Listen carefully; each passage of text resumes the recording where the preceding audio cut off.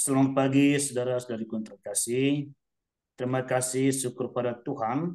Kita kembali boleh bergabung dalam santapan rohani pada tanggal 10 Juni 2024. Pada hari ini kita disapa oleh Tuhan yang sangat mencintai kita dengan ucapan 8 sabda bahagia yang diambil dari Injil Matius bab 5 ayat 1 sampai dengan ayat 12. Marilah mendengarkan lebih dahulu ucapan Tuhan kita Yesus Kristus ini. Pada satu hari Yesus naik ke atas bukit, sebab melihat orang banyak. Setelah ia duduk, datanglah murid-muridnya kepadanya. Lalu Yesus mulai berbicara dan menyampaikan ajaran ini kepada mereka. Berbahagialah orang yang miskin di hadapan Allah, karena merekalah yang mempunyai kerajaan surga. Berbahagialah orang yang berduka cita, karena mereka akan dihibur. Berbahagialah orang yang lemah lembut, karena mereka akan memiliki bumi. Berbahagialah orang yang lapar dan haus akan kebenaran, karena mereka akan dipuaskan. Berbahagialah orang yang murah hati, karena mereka akan beroleh kemurahan. Berbahagialah orang yang suci hatinya, karena mereka akan melihat Allah. Berbahagialah orang yang membawa damai, karena mereka akan disebut anak-anak Allah. Berbahagialah orang yang dianiaya demi kebenaran, karena merekalah yang mempunyai kerajaan surga. Berbahagialah kalian jika demi aku kalian dicela dan dianiaya, dan kepadamu difitnahkan segala yang jahat. Bersukacitalah dan bergembiralah, sebab besarlah ganjaranmu di surga. Sebab para nabi sebelum kalian telah dianiaya. Demikianlah sabda Tuhan, terpujilah Kristus. Sahabat-sahabat rohani yang terkasih, sabda bahagia ini tidak disampaikan Tuhan kita Yesus Kristus kepada banyak orang di hadapan orang yang membutuhkan penyembuhan karena sakit, tetapi disampaikan secara khusus kepada murid-muridnya.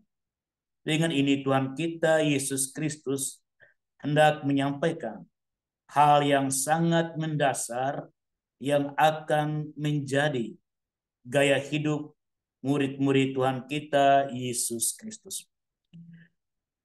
Sahabat-sahabat Rani yang terkasih, keinginan, kerinduan, kehendak, kemauan untuk bahagia secara naluriah atau by nature adalah kerinduan setiap orang.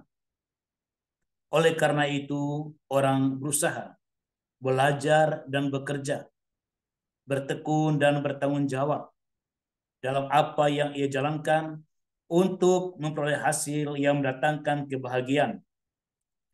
Ini dilakukan oleh para siswa-siswi, mahasiswa-mahasiswi. Kita bekerja, mendapatkan uang, mendapatkan status sosial, kita membangun persahabatan, kita ke gereja, kita melakukan berbagai aktivitas apapun juga, pasti by nature, secara naluriah, didorong oleh kerinduan untuk mengalami kebahagiaan. Sekarang pertanyaan yang patut kita ajukan bagi manusia zaman ini yang telah diberi kebebasan yang begitu luas untuk memilih cara apapun untuk bahagia yang dapat lakukan pada siang maupun malam, yakni apakah kebahagiaan yang dihasilkan itu sungguh bersifat tetap dan permanen. Apakah memang setelah mencapai titik-titik keberhasilan yang diidam-idamkan kita mengalami kebahagiaan? Inilah yang ingin kita renungkan di hadapan sabda bahagia yang disampaikan Tuhan kita Yesus Kristus, di mana Tuhan yang menciptakan kita pasti merindukan kita mengalami kebahagiaan. Mungkin bukan kebahagiaan by nature, tapi kebahagiaan yang dihasilkan oleh pengajaran yang ia berikan kepada kita seperti 8 sabda bahagia ini. Sahabat-sahabat rohani yang terkasih, ada 2 kategori yang coba saya rumuskan dari ucapan bahagia, berbahagialah. Yakni yang pertama yaitu present, artinya saat ini. Yaitu berbahagialah mereka yang miskin di hadapan Allah, karena mereka memiliki kerajaan Allah. Berbahagialah mereka dianiaya demi kebenaran, mereka memiliki kerajaan Allah juga. Jadi di sini kebahagiaan secara fundamental adalah memiliki kerajaan Allah, bukan memiliki hobi-hobi yang berikan kebahagiaan, berkaraoke, dugem, atau status tertentu, atau apa terhasilkan dalam belajar pekerjaan, tetapi memiliki kerajaan Allah. Nah, apa artinya itu? Kemudian, ucapan sabda bahagia yang lain itu, apabila memiliki kerajaan Allah, akan menghasilkan dampak saat itu dan saat yang akan datang, yaitu mereka yang berduka cita segera akan memperoleh upah dihibur. Yang lemah lembut akan memiliki bumi. Lapar dan haus akan dipuaskan.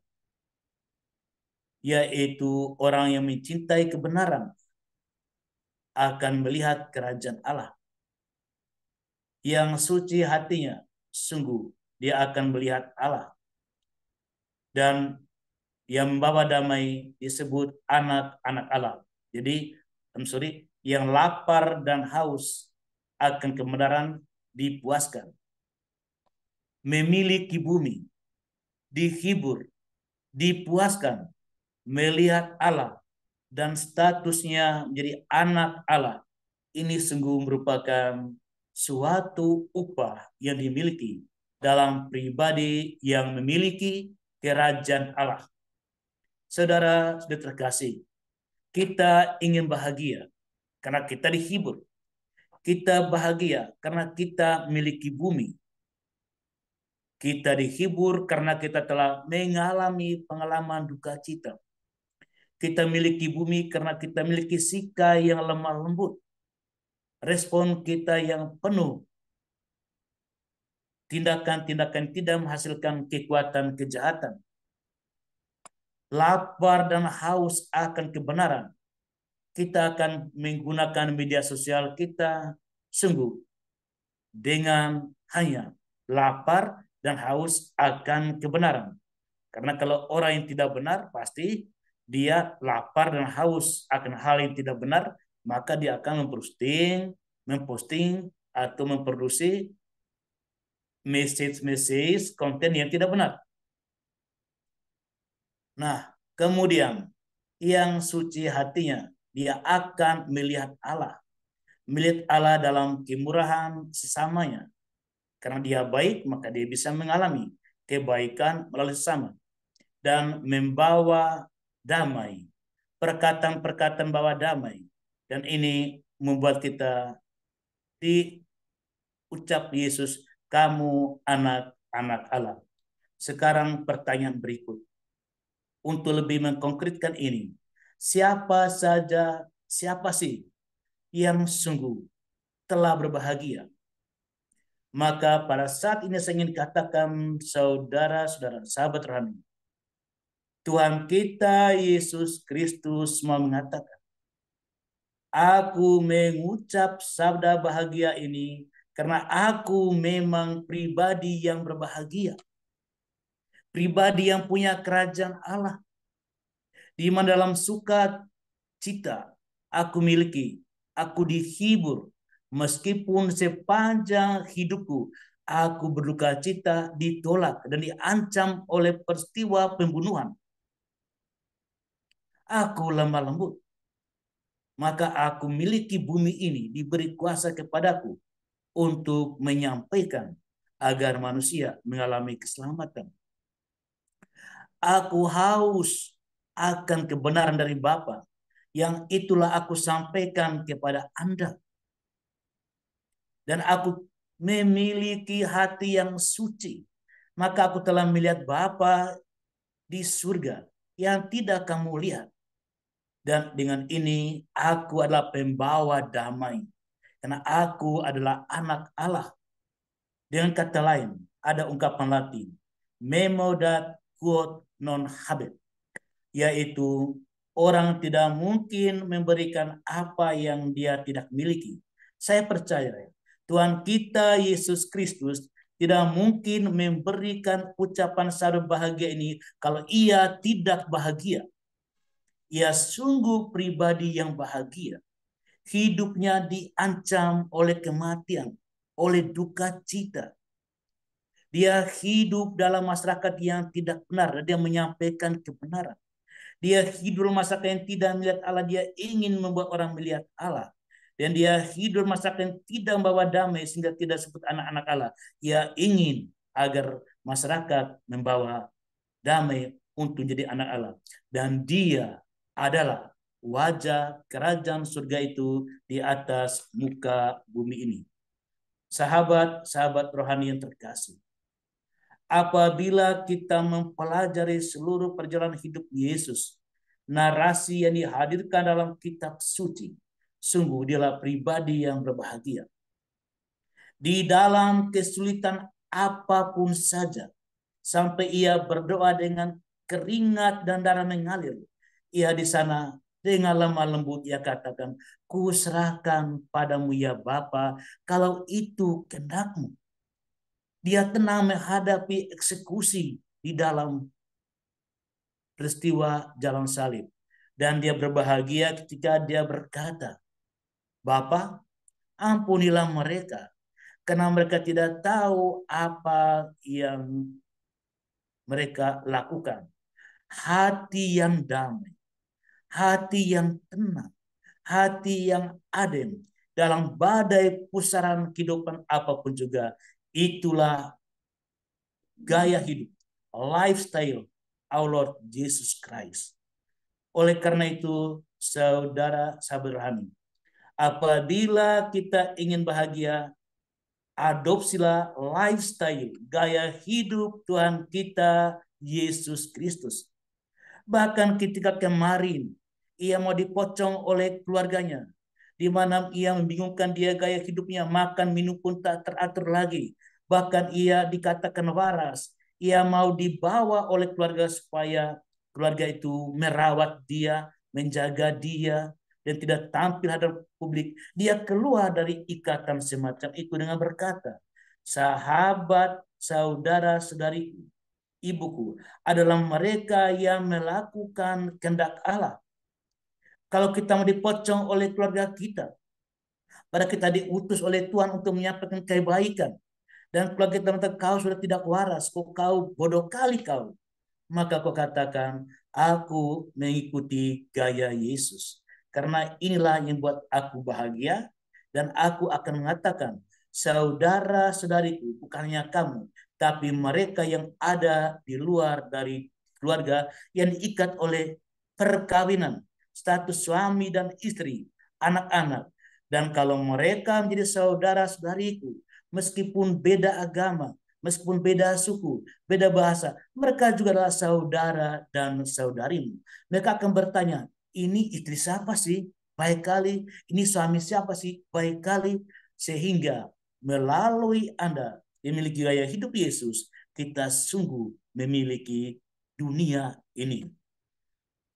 Sahabat-sahabat rohani yang terkasih, kembali pada pengantar tadi. By nature, kita dihasratkan melakukan apa saja, kapan saja untuk bahagia. Tetapi pertanyaan, apakah kebahagiaan kita miliki ini permanen? Tidak. Bahkan kita mengalami kelumpuhan organ-organ tertentu yang dikategorikan penyakit degeneratif, penyakit yang disebabkan oleh stres, oleh depresi, oleh ketakutan, oleh kecemasan, di mana menurunkan fungsi-fungsi organ kita, sehingga ada harus konsumsi obat tidur, sehingga ada yang pergi mencari hiburan tidak sehat, sehingga ada yang mulai tidak tahu buat apa. Parkinson, Alzheimer, kanker, hipertensi, osteoporosis, diabetes kayak aku ini agak kena diabetes, maka sekarang aku mau ketika hidup Yesus ya. Syukur pada Tuhan, sudah 3 bulan dokter katakan pastor lepas obat dulu. Setelah 3 bulan mulai 1 April sampai dengan bulan Juli kita akan cek yaitu apakah HbA1c itu normal atau tidak. Kalau normal, pastor bisa merekomendasikan supaya tidak konsumsi obat gula, tapi gaya hidup pastor yaitu tetap dipertahankan. Gaya makan, pola makan, gaya hidup, pikiran sehat, karena dikatakan orang yang stres akan naik asam uratnya, akan naik asam lambungnya, akan naik hipertensinya, akan naik diabetes, bahkan kanker juga dikarenakan karena jaringan organ kita diserang karena stres. Tuhan kita Yesus Kristus sungguh luar biasa. Dia memulihkan kita untuk tidak dihantam oleh penyakit generatif. Kalau COVID bisa menularkan, tapi penyakit generatif tidak bisa menularkan, tapi akan menggerogoti organ-organ internal kita secara intensif. Dan pada hari ini Tuhan Yesus mau katakan, kupulihkan organ-organ generatif, organ-organ tubuhmu, agar kamu tidak terkena penyakit generatif. Penyakit yang disebabkan karena gaya hidup, penyakit disebabkan tidak bisa manage pikiran. Tuhan kita Yesus Kristus memodat kuat non habit. Dia memberikan gaya hidupnya sendiri. Maka di awal bab 5 Injil Matius, awal dari Injil, dia sudah mengatakan, sabda bahagia mengatakan, ini loh, perhatikan dengan ucapan ini, tengoklah gaya hidupku. Gaya hidup yang buat kamu berbahagia. Dan percaya, para murid sungguh orang yang berbahagia. Sahabat-sahabat rohani yang terkasih, kita setiap hari dianiaya oleh kerinduan untuk bahagia. Kita dianiaya oleh apa yang kita mimpikan tidak tercapai atau belum tercapai. Hari-hari ini, dengan sabda bahagia, kita tidak mau dianiaya. Kita mau hadapi dengan lemah lembut. Kalau berduka cita, kita mau bersuka cita karena kita akan hibur. Kita memang ingin memiliki hati yang suci, agar kita dapat melihat Allah dalam kehidupan orang-orang di sekitar kita. Kita ingin bawa damai, karena dengan bawa damai itu kita jadi anak-anak Allah. Anda bukan hanya suami, tetapi juga anak Allah bagi istri. Anda tidak hanya istri, tapi anak Allah bagi suami. Anda tidak hanya orang tua, tetapi anak Allah bagi anak-anak. Anda tidak hanya sebagai anak, tapi anak Allah bagi orang tua. Karena Anda memilih kerajaan surga. Bisa dikembangkan untuk tetangga kita. Bisa dikembangkan untuk siapa yang kita sedang berkomunikasi saat ini dan di masa yang akan datang. Tuhan memberkati kita. Amin. Makasih, Pastor Ben.